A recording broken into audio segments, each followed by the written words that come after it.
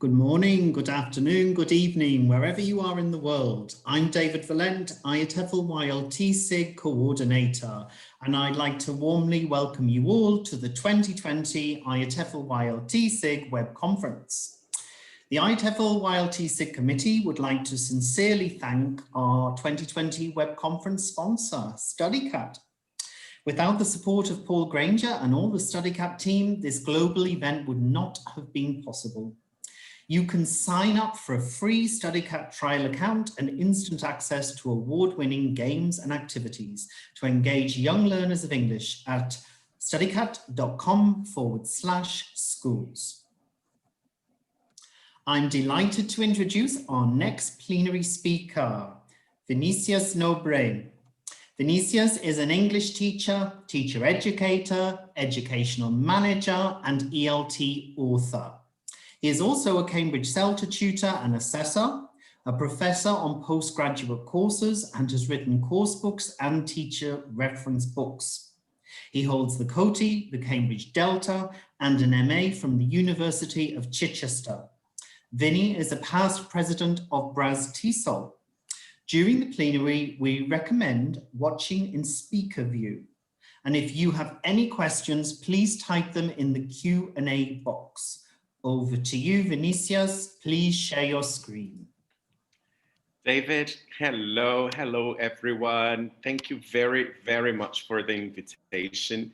Thank you so much for welcoming me and for giving me the opportunity to talk to such a lovely crowd. Congratulations to the SIG on such a beautiful conference.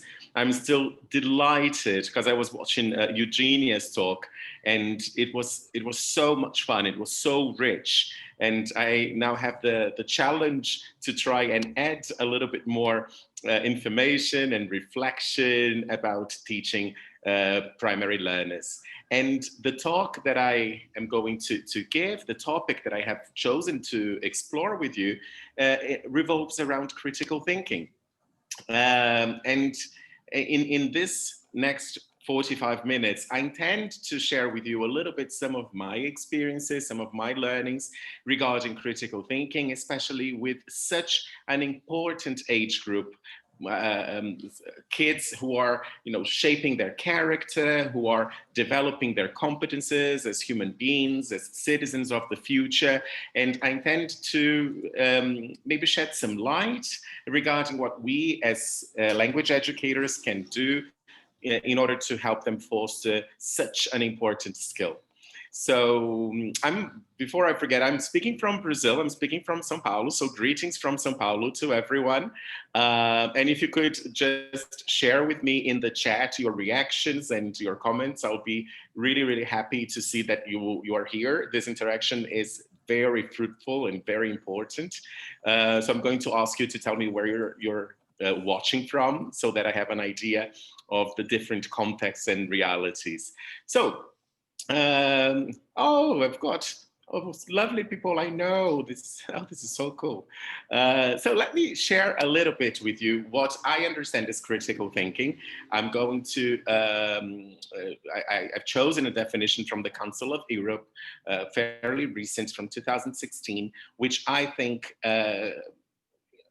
defines critical thinking in a way that I also understand critical thinking. It's amazing how diverse the audience is. Very nice. And then you can tell me if this definition is something that is appropriate to your context as well, right? We have such an array of diverse realities and contexts. So the Council of Europe says that critical thinking is really about analyzing, evaluating, and making judgments about texts, interpretations, and experiences.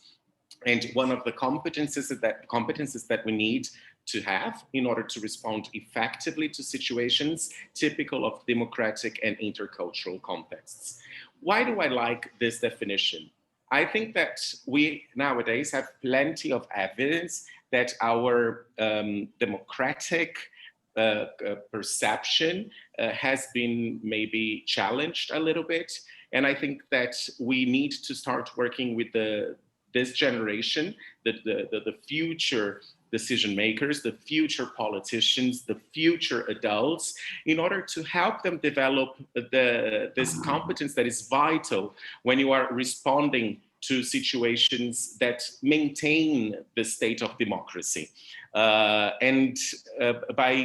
allowing our kids to develop the ability to think critically from a very, very early age and help them to analyze and evaluate and make judgments about their experiences, we are helping them to become active agents of change in a world that needs change so much, in a world that needs a little bit more compassion, collaboration, mutual respect. And I don't think, I know it may sound a little unexpected to some people, but I don't think we need to wait until, kids, primary learners become teenagers in order to provoke them into thinking critically.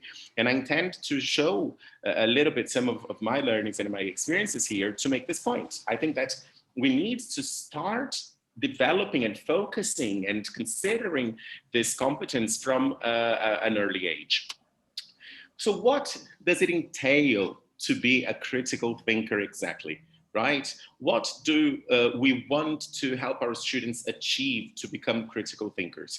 And here I bring a description by Ennis. It's 1987. It's not so recent, but I still think that it's very accurate and very current too.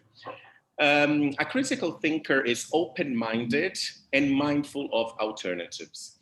And here I invite you to go over the list with me and check which of these characteristics, which of these competences you identify in yourself. There is an echo somewhere. I don't know if somebody's mic is open. So a critical thinker is open-minded and mindful of alternatives. How many people do you know or have you met who are truly open-minded and mindful of alternatives? When it comes to teaching, for example, we sometimes are stuck in a rut in a way. We are caught in our own beliefs. And I think that's one of the first things that we need to do in order to foster critical thinking is to assess how much of a critical thinker we are. So here I wanted to, ask you a little bit about how open you are to different alternatives when it comes to your teaching, when it comes to experimenting, when it comes to changing the paradigms that seem so solid and so fossilized sometimes. So if we want our students to be open-minded and mindful of alternatives, it is very important that we do the same. It's important that we experiment in class. It's important that we accept the differences in the way we teach, but also in the way that students learn. A critical thinker also attempts to be well-informed. And here, I love the choice of the verb to attempt, because I think it's much more realistic than saying that a critical thinker is well-informed. Whenever I meet someone who says, I am very well-informed, I'm always a little suspicious, because nowadays, with the amount of information that we have, and with the time of history being so fast, there's so much going on and things change so quickly. It's a bit hard to say that you are always well-informed, but a critical thinker makes this attempt. A critical thinker wants to be well-informed. And again, I hear, for those of you who are starting your careers, and those of you who have been in the career for some time, I share a little bit of some advice that I think is important. Try to create a system to make sure that you are also well informed about what is happening in terms of teaching. So make sure that you become an active partner of, for example, the SIG from IATEFL, other teachers associations. Make sure that you're constantly reading, because by doing it ourselves, we are naturally setting an example to our learners, and we are showing them that, studying and, catching up with the news is something that is very important. A critical thinker is able to judge well the credibility of sources. I see that Lauren mentioned this before, and I ask you I'm so thrilled. I'm actually quite moved to be talking to people from so many different places, and I want to take advantage of this moment to ask you, is fake news a phenomenon in your country as well, in your context where you teach? Is it an issue? Here in Brazil, fake news is a big problem, and we are, living a moment of instability in terms of, getting news, because the sources are not very credible. And then you say, but Vinny, my primary learners, how do I get them to judge the credibility of sources, right? Isn't this a bit too far-fetched for them? Remember that this is our goal. This is what we want them to become. And by getting our young learners, our primary learners, to develop a level of skepticism, which is something that I'm going to talk further ahead, and challenging some absolute truths and providing evidence when they make statements, is one step towards developing the ability to judge the credibility of sources. I can see that some people have shared the same issues with fake news as well. I really believe that nowadays we need to provide our students with the repertoire to become critical thinkers in order to judge what is true and what is not true. A critical thinker is also able to identify conclusions, reasons, and assumptions. They have the ability to understand that this is based on an assumption. It's not a real conclusion that derives from knowledge or derives from study and sound theoretical background, right? A critical thinker is also able to judge well the quality of an argument. They can tell whether this is an argument worth having, and they can identify the reasons, the assumptions, and the evidence related to that argument. And when we start working with primary learners, we interact a lot with them, and we interact a lot with them organically, playfully. And there are lots of moments in which we can help them assess whether the information that they are bringing and whether the points that they are sharing actually come from evidence, or whether it is a simple assumption. By asking questions and getting them to think about where they got that idea from, we are already developing them in terms of the ability to judge the quality of the arguments that they are making. A critical thinker can also develop and defend a reasonable position.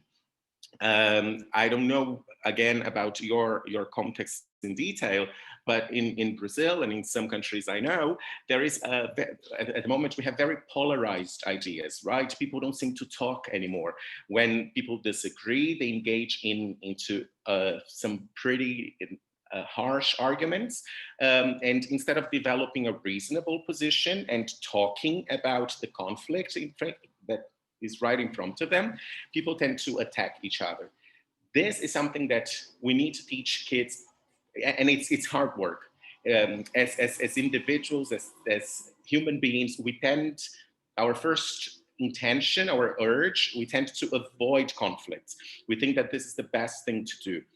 In the primary learner classroom, we need to look at conflicts as an opportunity for students to learn how to defend reasonable positions. So when a conflict arises, instead of trying to put it aside and move on, we need to help learners talk about what they are feeling, why the conflict is there, what they can do to solve that issue, and develop a reasonable position, because otherwise things will be bottled up. If we just ignore the conflict and we move forward, we are encouraging learners to keep it all inside, and then one day when it comes out, it might come out in the wrong way, not defending a reasonable position, but attacking somebody else. A critical thinker asks clarifying questions. And here, I'm going to delve into this a little bit more further ahead.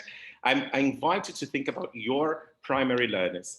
Do they ask a lot of questions? do your primary learners, those of you who work with primary learners, do they ask a lot of questions? Because in my experience, they love questions.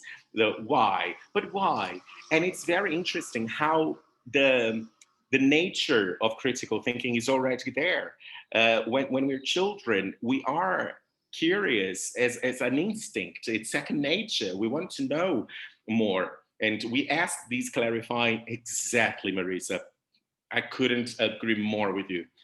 Unfortunately, education tends to, schooling tends to kill this curiosity.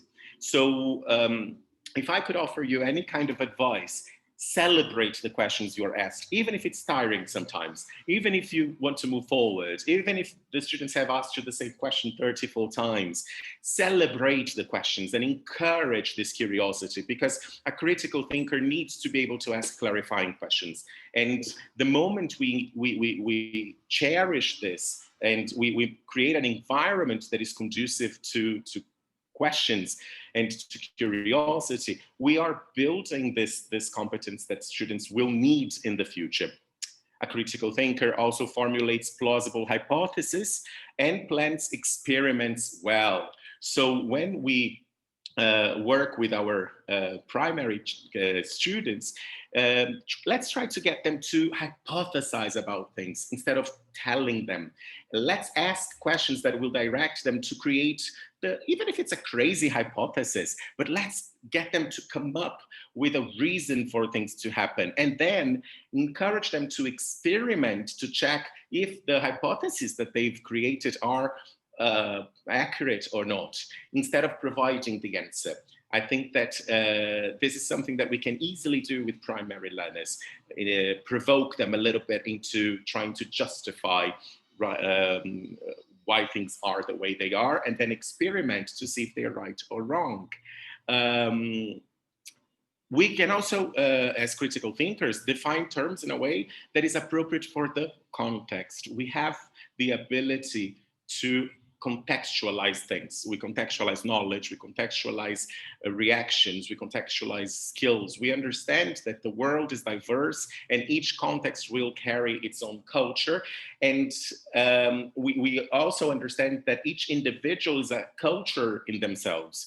So when working with primary learners, it's very important that we make them sensitive to how different their colleagues are, their peers are, and we make them understand and celebrate that each context, each reality, right, needs a certain adaptation, and the terms that they use and we use can be better defined according to the context.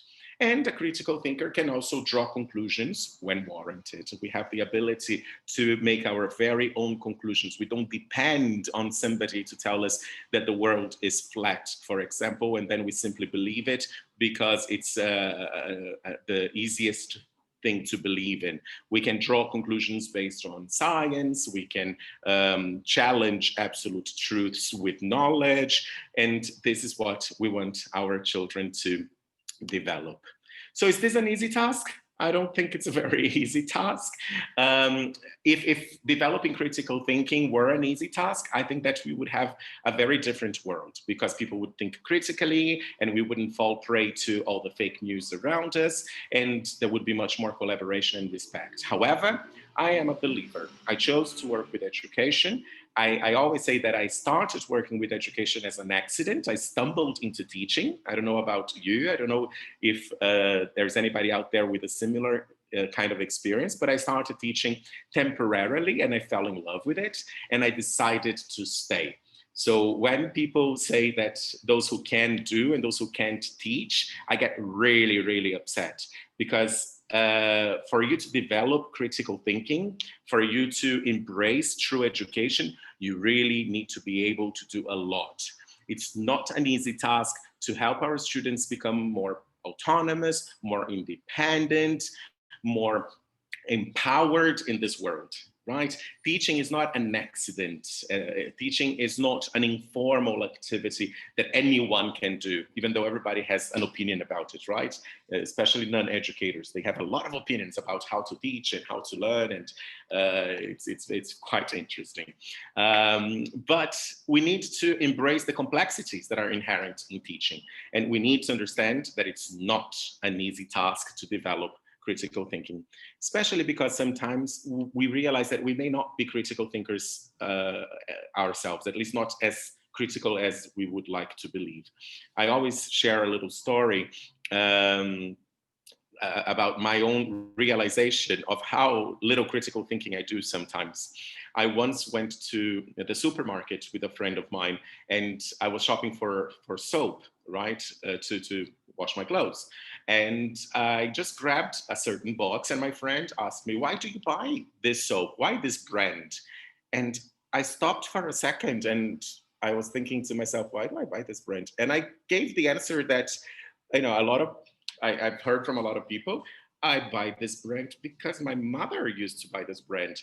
And then my friend asked me, "But do you know that you're paying twice as much because this other brand is actually the same soap, but it's much cheaper?" And that was when I realized, this is a very simple, naive anecdote, but that was when I realized that a lot of what we do is unknown to us. We unconsciously reproduce certain attitudes and certain behaviors because of the references that we had in the past, and we don't stop to think critically about the choices that we make every day. As teachers, we end up doing the same. We end up reproducing models that are familiar to us and that make sense at that particular moment. And then they become so natural that we end up not challenging the decisions, the habits, the routines, and the techniques that we use. So developing critical thinking is no easy task, but it's very important.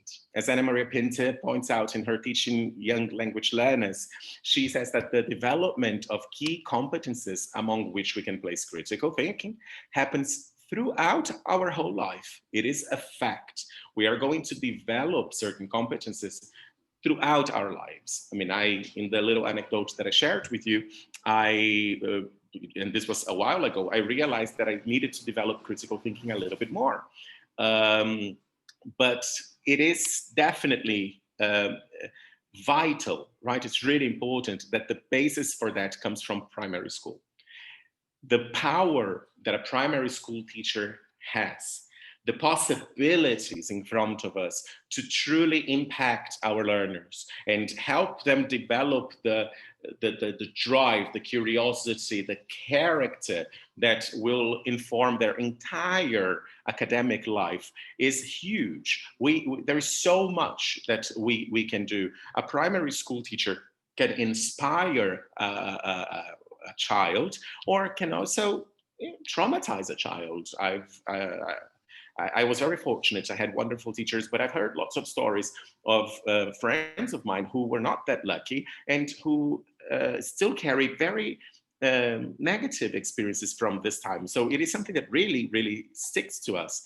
And it's very important that as teachers, teachers of primary learners, as teachers in general, we consider our role and how important it is for us to embrace them. If we want the world to be a different place, we need to take our job really seriously. I'm sure that all of you take your jobs really seriously, but we need maybe to see that what we do is even more important than what we have been forced to believe, right? I think society has a funny way to look at teachers, and especially primary school teachers, as a simple activity, like playing games and singing songs, when in fact, what we do is much, much more than that. We are developing key competences, right? So what is our goals as teachers, right, of primary learners? We want them at the end of the day to have the freedom to manifest their ideas. An effective teacher who wants to develop and foster critical thinking needs to create an environment that is free of judgment. The students can't feel that they are being assessed when they express their ideas. And sometimes it's hard. Sometimes we make small reactions. We look puzzled, or we react non-verbally to students' ideas. And this might make students shy away from sharing what they think. And what we need to do, we need to create an environment in which students feel that they are free to manifest their ideas, that they can really speak their minds and be honest and true to themselves. We also want to create an environment that encourages students to find solutions by themselves for the problems. When I started teaching, I don't know about you, but when I started teaching, I was very anxious. I'm still very anxious, okay? This is a confessions on the dance floor. I'm still very anxious. But when I started teaching, I was worse. I was much, much more anxious. And I used to try to spoon feed students out of generosity, because when students didn't have the solution for a problem, I was afraid that they would be frustrated, and I was afraid that they would get disappointed. So I would just, out of generosity, provide them with answers, right? And Lauren has beautifully put it. Excellent point, Lauren. My students often ask what I think, and it can be hard to answer without swaying their thinking. This is a beautiful reflection, Lauren. I couldn't agree more. And sometimes we want to give them a solution, and we want to be generous and kind, but we need to refrain a little bit from spoon feeding learners. And thinking is a little painful, because it is, it's exercise that is going on. So if students need to make an effort to come up with a solution, it's because thinking is happening. Paulo Freire, an educator from Brazil, in my opinion, one of his most amazing quotes goes around the fact that if students leave the classroom and they are very relaxed and cool, it's because they haven't done any kind of real work, because thinking is tiring. Thinking revolves around exercising your brain. So students need to feel positively tired at the end of a class. We need to create an environment that emphasizes curiosity, right?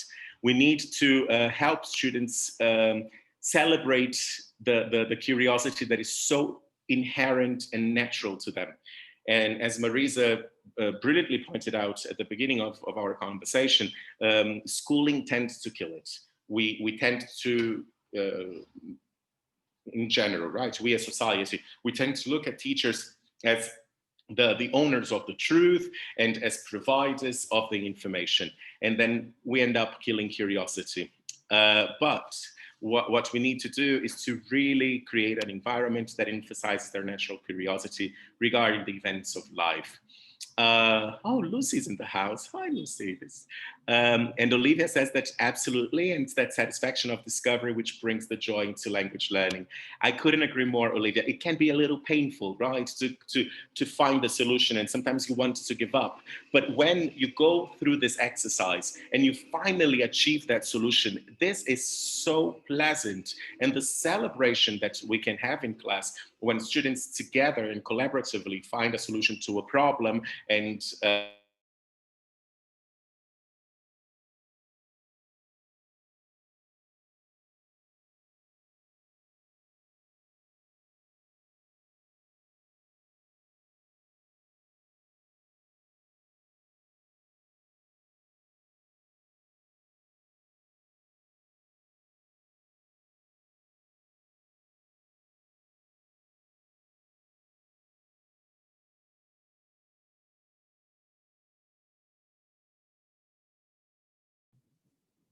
Hi, Vinny. It's David. I think you've frozen.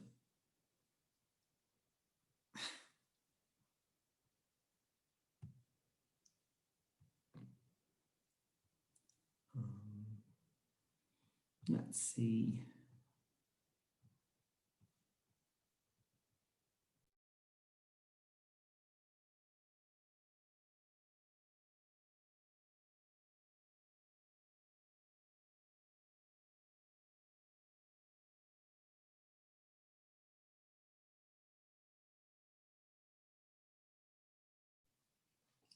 I think Vinny has lost connection, so we'll just take a couple of minutes to give him a chance to come back in. So please bear with us just for a couple of minutes. Thank you.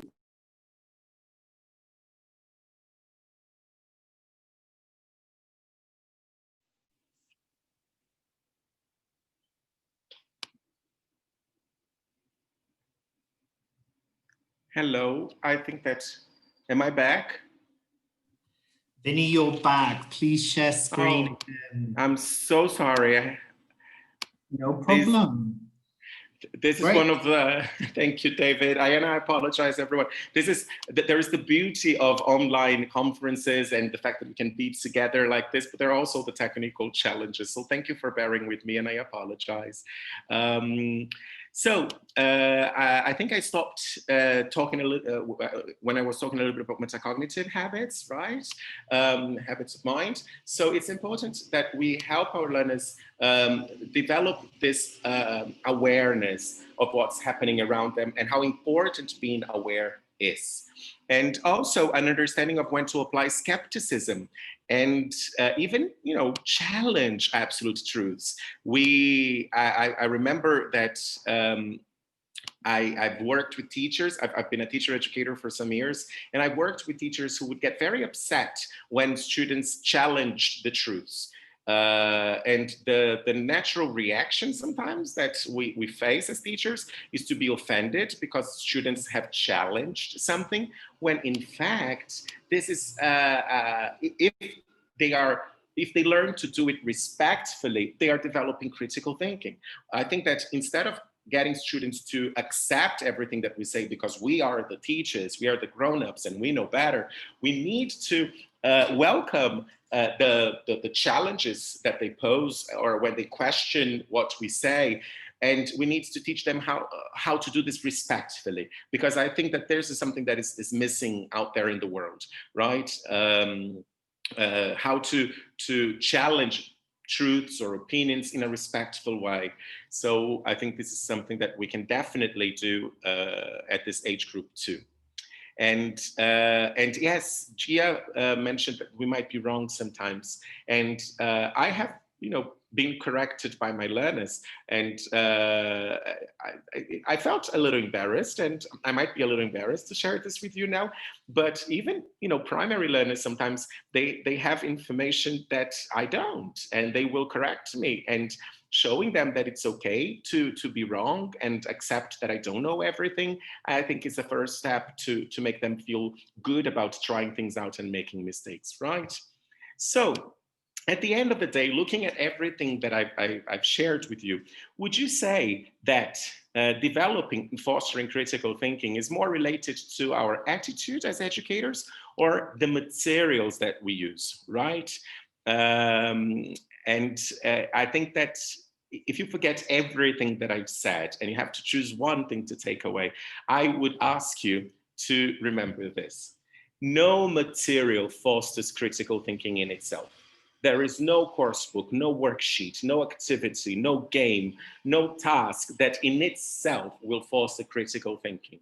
The most important and the most relevant element in any kind of educational process is still the teacher and the teacher's relationship with the students. I can try and design activities that will really encourage critical thinking, but if as a teacher I don't believe it and my attitude doesn't encourage critical thinking, I can destroy a beautiful activity and create little robots that are not encouraged to challenge absolute truths respectfully, for example.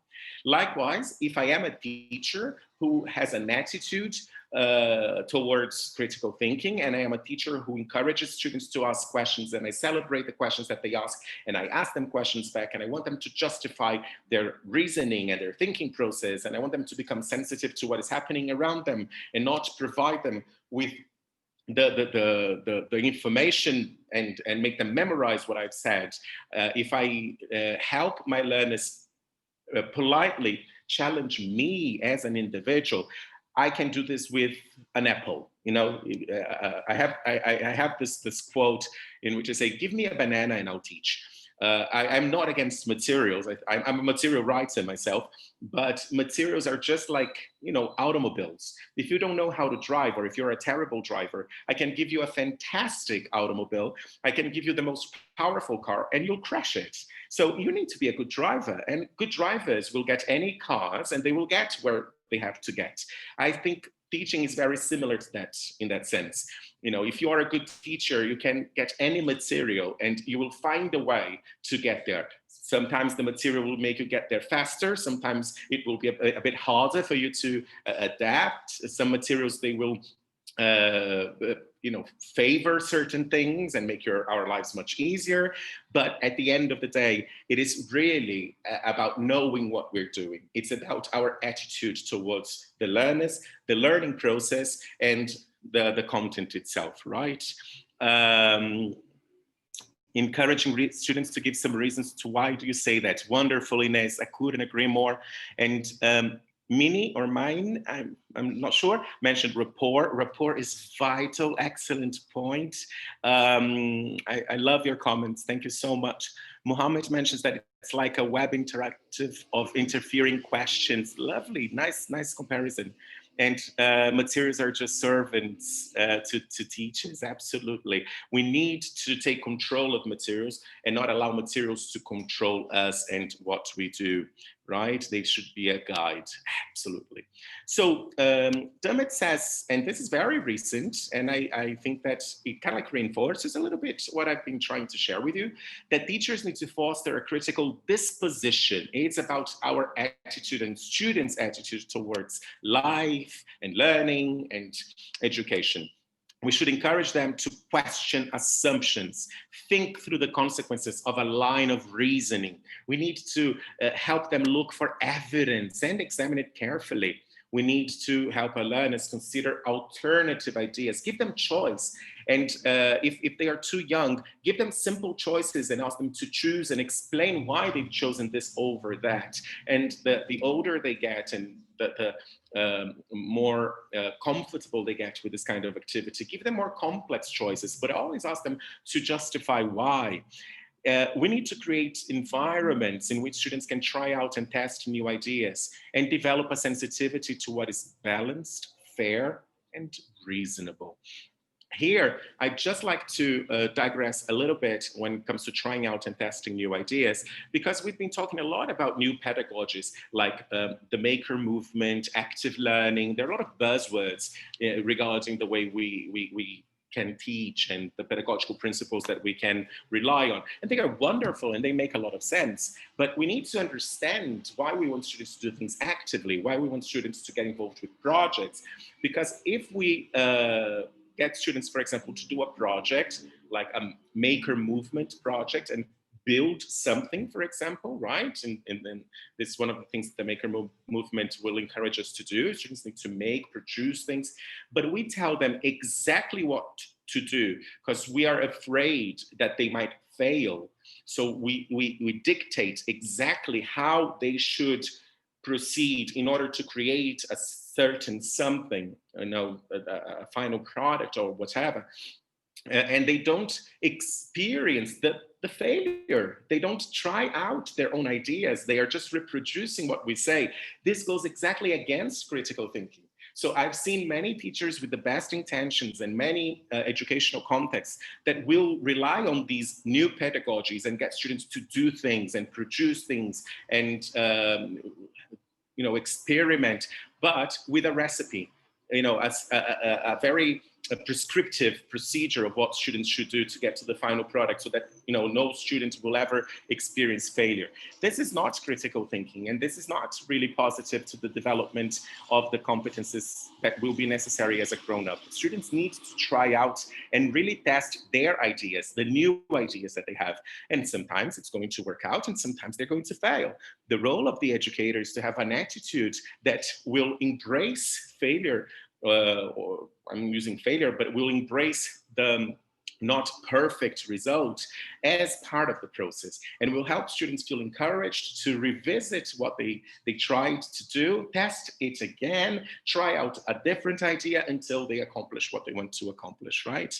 And Yes, Delaney, wonderful contribution. Sometimes it's just nice to sit back and watch what the kids will come up with, and then you watch them use their own devices, right? This is wonderful.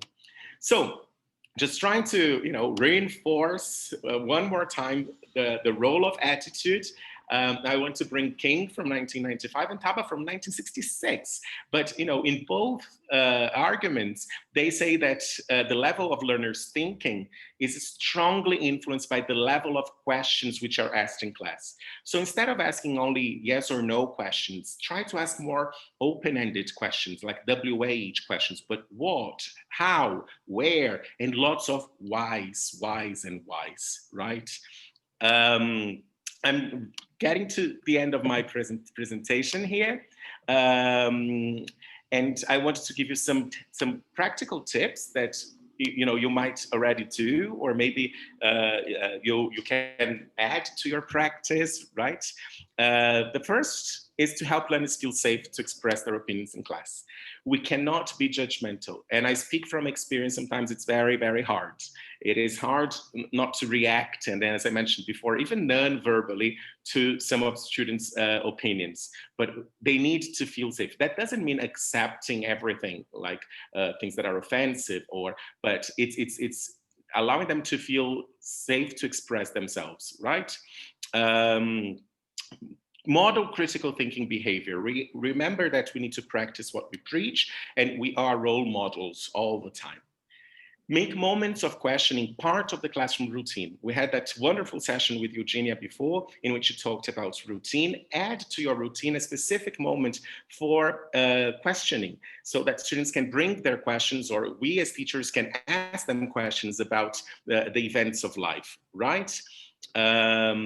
Increase the complexity of the questions as you progress. So start with questions that are more comfortable, and as students engage in the process of thinking and answering and justifying questions, raise a little bit more the bar and increase that complexity. Gradually encourage learners to formulate their own questions. And when they do, celebrate the fact that they are coming up with questions. Don't do what a lot of us have suffered from, right? Teachers who say, I had teachers who said, oh, you asked too many questions.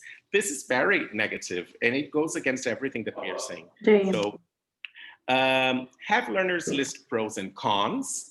Have students work in pairs and groups. I know that sometimes it's hard to manage, right? The pair work and the group projects, but in the conflicts that will arise, critical thinking is also going to be fostered. Conflict is not necessarily bad. Conflict, when well managed and well explored, can be really positive. So encourage students to learn from each other too. Emphasize the importance of empathy by assigning different roles to learners. Let them put themselves in somebody else's shoes. Let them experiment to see the world from a different perspective. So change roles as much as you can. And encourage learners to spot contradictions. There are some nice games that you can play with learners. And if you're interested, I can share some of these activities with you. If you want to be in touch with me, oh no, just before I forget, I love this picture because I think that, critical thinking is not about getting learners to sit in rows and listen to us about, thinking critically about the world. It's allowing learners to live and have fun and experiment life and use all their energy to interact and collaborate in an environment that allows them to be children. And as they become children, who think critically, they feel more empowered to eventually become grown-ups. It's not anticipating this feeling, bringing it earlier. That there is a time for everything, and we need to respect our primary learners as the primary learners that they are, and eventually become adults who think critically too. So this is this is my information on Instagram. I would love to be in touch with you. And if you could send me some feedback on the session, I'll be more than happy to talk to you. This is the best way to get in touch with me. And I love, the fact that we can communicate with so many teachers from around the globe. So once again, I have my Q&A slot now. I can see that there are some questions there. And I David, can I move on to the questions and answers? Sure, please go ahead, Vinny.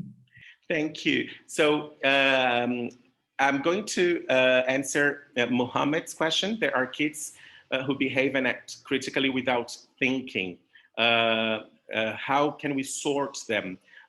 Mohammed, I think that this has a lot to do with the metacognitive thinking abilities that we mentioned previously, right? So we need to help children become aware of their behaviors and critically justify what they are doing. Because if you are behaving and acting in a certain way, but you don't realize what you're doing, you are limiting a lot the power in critical thinking, right? So I think that by asking questions, asking kids to justify what they are doing is a way to help them develop this sensitivity towards an awareness of why they are doing certain things. Yeah. Oh, by the way, thank you so much for the kind feedback in the chat. This is very rewarding. Thank you. Another question that Dr. Hadel Ashur, I guess, asked, if you're teaching reading, how could you employ such strategy of critical thinking? This is a fantastic question. I think that when we are developing reading skills, we want students to understand, and this is something that sometimes we don't find in materials. We want students to really understand that that text was written by somebody to somebody else, to a certain readership. And asking questions like, who do you think wrote this? What are they trying to say? What is the intention? Is this a happy? Is this a sad message? What are you taking away with you? Do you think that this is about opinions? Do you think this is about facts? By asking students about what they are reading and why it was written and by whom it was written, we can definitely help them develop critical thinking. I think the moment students start reading, we get access to a very powerful tool, a very, very powerful instrument that will help us foster critical thinking. Reading skills need to be developed with critical thinking in mind all the time. We don't want students to decode letters. We want students to read between the lines, and we want students not to be manipulated by whatever they read, right? Gabriel asked, how does feedback tie in with critical thinking? It is very, very closely related. Another wonderful question.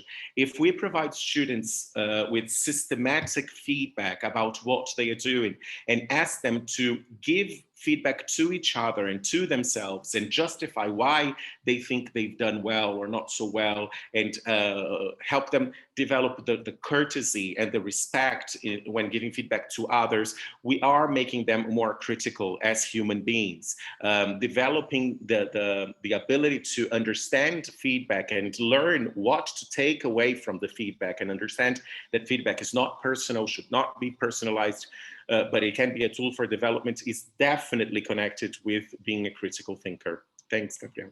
Morgan Phelps asked, what kind of activities would you suggest for beginner low-level students to encourage critical thinking?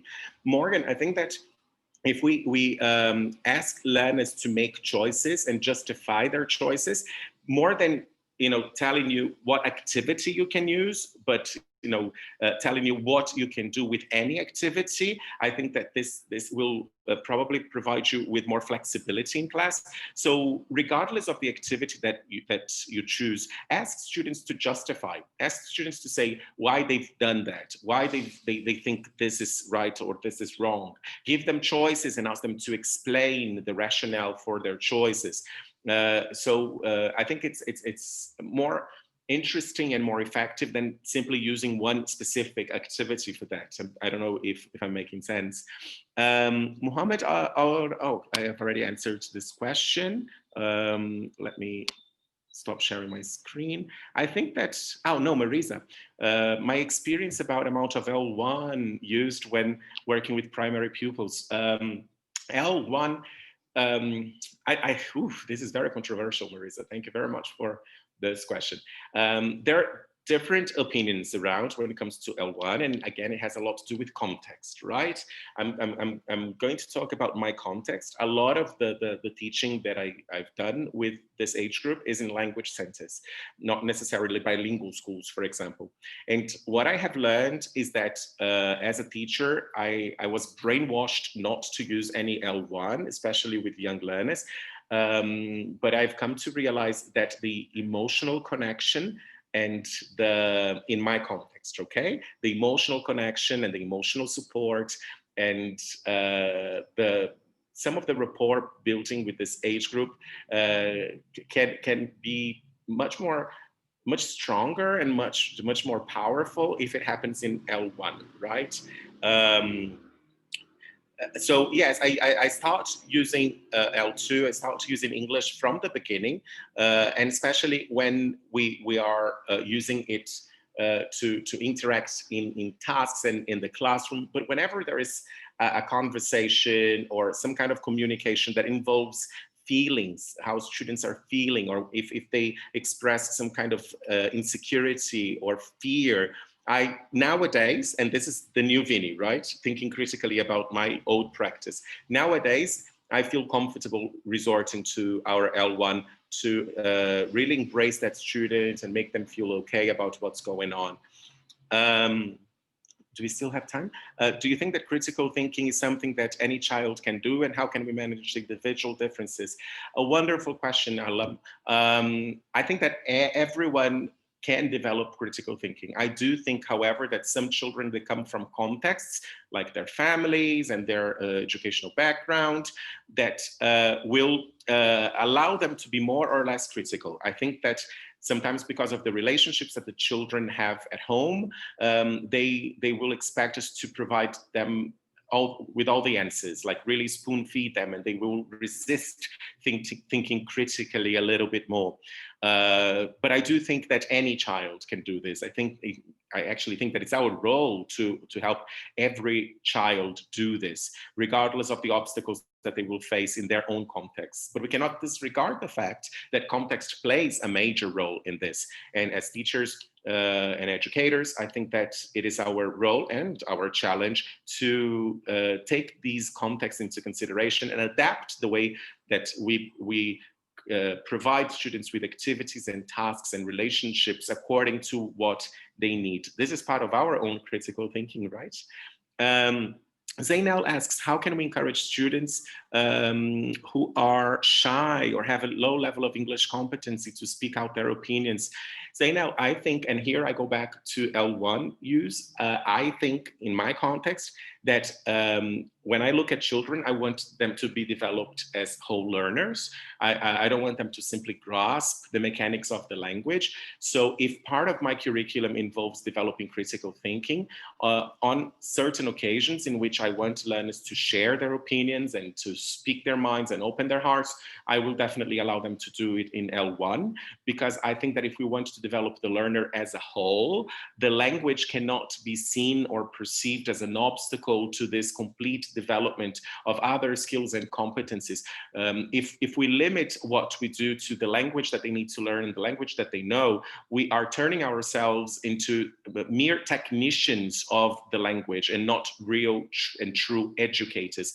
I like to see ourselves as educators and not English technicians. So I would encourage students to speak their minds and talk about their feelings in their language when the time is appropriate, right? Ekaterina asks, what books on critical thinking and developing critical thinking skills would you recommend? I've just realized that I've skipped my slide with the bibliography. Ekaterina, if you could send me an email. I'm going to leave my email here in the chat. And then you can either write to me via Instagram or send me an email, and I will be more than happy to share some suggestions of books and articles that you can read. And Lauren says, wonderful information. Thank you, Lauren. I have students aged 12 to 15, a big developmental gap. Yes, that's true. I think that Lauren asked, what are the challenges that you face when working with classes that are aged 12 to 15? I think that, Lauren, there's so many challenges, but I think that one of the challenges is for these students to understand diversity. And when they are at this age group, when they are 12, 13, 14, 15, they're really shaping their identity, right? There's so much going on biologically and in their minds and in their hearts and socially. I think that this is one of the biggest challenges for them to understand that it's okay to be who they are, and it's okay for other people to be who they are as well. And I think that one of the biggest challenges that we face as educators is to help these teenagers look at each other with respect and admiration and tolerance, and really look at the differences as part of a rich environment that they will have to live in the future, instead of allowing them to connect with only the ones who seem similar to them, because they will, you know, eventually reproduce this in the future. And then this is when we create these polarized views of the world, because they tend to just connect with the people who are very similar to them and turn a blind eye to the fact that different people can make huge contributions to the way we think and interact with life, right? So I guess this is what I wanted to share with you. I am so happy and thankful. Thanks, David, and the Young Learners SIG committee. You do such an amazing job. I'm such a big fan. Thanks, IATEFL, for the opportunity. But above all, I'd like to thank each and every one of you for finding the time to be here today, and for your questions and your contributions. As teachers and educators, we need to have this kind of community and opportunity to work together to feel stronger. So thank you. Big kisses and hugs from Brazil. Well, thank you so much, Vinny, for your rich and inspiring plenary. I think you've shared lots of very important principles throughout, and also practical applications. So you've really helped, I think, the participants weave together the theory behind developing critical thinking skills, and also how to do it in a practical sense in the classroom context with children. I think it was really an important point, particularly when you talked about the wider educator role, and the fact that we have this delicate balance and this quite sensitive balance, that on the one hand, we're developing children's English, but more importantly, really, we're developing the whole child, and that can be a challenging balancing act. And so I think focusing on critical thinking strategies and embedding them in our teaching really helps us to achieve that dual goal of English development, but also developing the learner and developing those life skills for the future. So thank you so much. That was very, very useful. So now we're going to take a